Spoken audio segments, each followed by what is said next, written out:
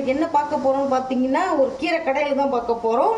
அதுக்கு ஃபஸ்ட்டு நான் தண்ணி அந்த மாதிரி கொதிக்க விட்ருக்கேன். நான் வந்து அரைக்கட்டு அரைக்கீரை எடுத்திருக்கேன். அதுக்கு ஒரு கை வெங்காயம், ஒரு 4 பல் பூண்டு, ஒரு பச்சை மிளகாய்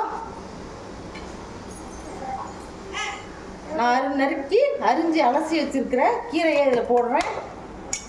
தண்ணியை கொதிக்க வச்சு போட்டிங்கன்னா சீக்கிரம் கீரை பச்சை இருக்கும், சீக்கிரம் தான் ஆகிடும், வெந்துடும். இதுக்கு தேவையான உப்பு பார்த்து போட்டுக்குங்க.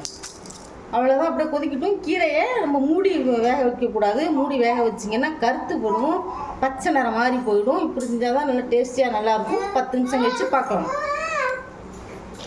இப்போ பாருங்கள், கீரை நல்லா அரைக்கிற வெந்துருச்சு. இந்த ஸ்டேஜில் ஒரு 1/4 டீஸ்பூன் சர்க்கரை போட்டிங்கன்னா பச்சையாகவே இருக்கும். அப்படியே இன்னும் பச்சையாக இருக்கும். இது பாருங்கள், கீரை நிறம் வராமல் அப்படியே பச்சையாக இருக்குது கீரை.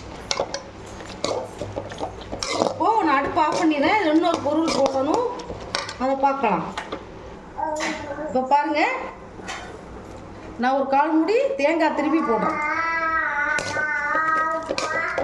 அதையும் போட்டு முளைக்கீரை, அரைக்கீரை எல்லா கீரைக்குமே நீங்கள் தேங்காய் திருப்பி போட்டு கடந்தீங்கன்னா சூப்பராக இருக்கும். இது வெறும் பூண்டு, வெங்காயம், பச்சை மிளகாய் கடையில் தான். இப்போது இதை என்ன செய்யலான்னு பார்க்கலாம் வாங்க. இப்போ பாருங்கள், கீரை கடையில் நம்ம தேங்காயும் போட்டுட்டோம். நான் திட்டமாக தண்ணி வச்சேன். எப்படி இருந்தாலும் தண்ணி மீறும். இந்த தண்ணி இந்த மாதிரி எடுத்து வச்சுக்கோங்க கிண்ணத்தில். இப்போது இந்த கீரையை நல்லா கடைஞ்சிக்கலாம். சில பேர் சட்டி வச்சு கடைவாங்க. எனக்கு சட்டியிலெல்லாம் கடைய தெரியாது. நான் இந்த மாதிரி தான் செய்வேன். இல்லைன்னா இது ஆறினோன்னா ஒரு மிக்சியில் கூட நீங்கள் சும்மா ஒரே சுற்று பல்ஸ் மல்ல வச்சு ஒரு சுற்று தான் சுற்றி கூட நீ எடுத்துக்கலாம். ஆனால் கீரை ஆற வச்சு தான் அடிக்கணும், சூட்டோட போட்டு அடிக்கக்கூடாது.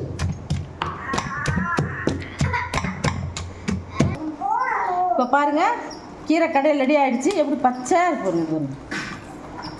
கீரை எப்போவுமே தண்ணி கம்மியாக வச்சுக்கோங்க. நிறையா வச்சு இருத்து ஊற்றாதீங்க. அப்படியே நிறையா இருந்தால் கூட இருத்து நீங்கள் குடிச்சிடலாம், கீழே ஊற்றாதீங்க. ஏன்னா கீரையில் அவ்வளோ சத்து இருக்குது. இவன் எவ்வளோ பச்சைன்னு சூப்பராக இருக்குது பாருங்கள். இதே மாதிரி இதை வந்து நான் சொன்ன மாதிரி ஆறணுன்னா மிக்சியில் கூட சும்மா ஒரு சுற்று லைட்டாக பல்ஸ் மல்ல வச்சு சுற்றி கூட நீங்கள் வச்சுக்கலாம். இல்லை கடையை தெரியாதவங்க அது மாதிரி செஞ்சுக்கலாம். இல்லை கடையிறவங்களும் கடைஞ்சிக்கலாம்.